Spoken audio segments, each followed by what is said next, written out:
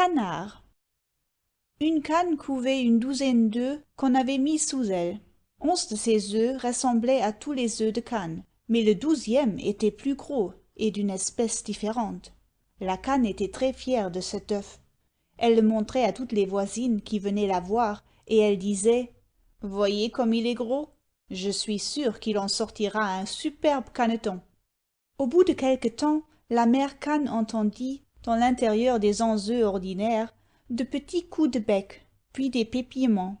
Puis elle vit sortir des coquilles 11 petits canards charmants, habillés de duvet jaune. Mais le 12e œuf tardait à éclore.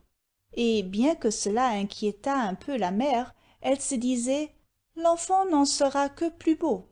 Et patiemment elle se remit à couver. Mais quand enfin l'œuf éclata, la pauvre mère fut épouvantée. Ce n'était pas du tout un superbe caneton, mais un vilain petit animal, avec un cou trop lent, un corps trop gros, et qui marchait les pattes en dedans, sans aucune élégance. Les 11 frères et sœurs se moquaient de lui, et la mère elle-même, quand elle conduisait ses enfants à la mare, avait honte de lui parce que tout le monde disait sur son passage « Oh, voyez donc ce vilain petit canard !»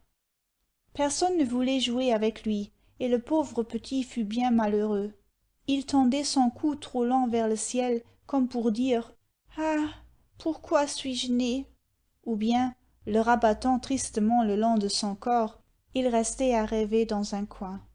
Un jour que les autres l'avaient houspillé plus que de coutume, il prit le parti de quitter sa famille. Il marcha longtemps devant lui et arriva près d'un lac où nageaient des cygnes. « Ah !» dit le vilain petit canard, « que ces oiseaux sont beaux!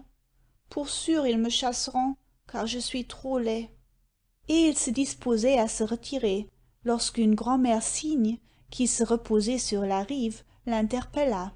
« Hep, mon enfant, d'où viens-tu et comment t'appelles-tu ?»« Je viens de la basse-cour, madame, et je m'appelle Canard.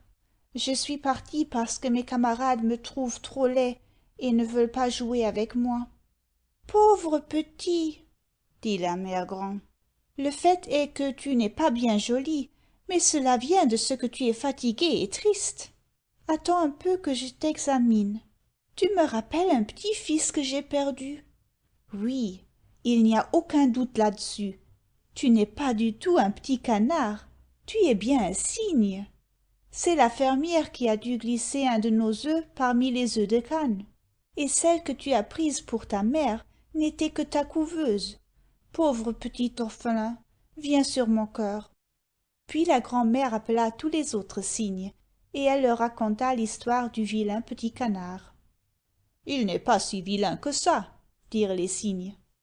Et un monsieur cygne, avec un magnifique plastron blanc et de beaux pieds vernis, déclara « Qu'il reste parmi nous, et dans 3 mois je lui donne ma fille en mariage. » Fin du chapitre 4.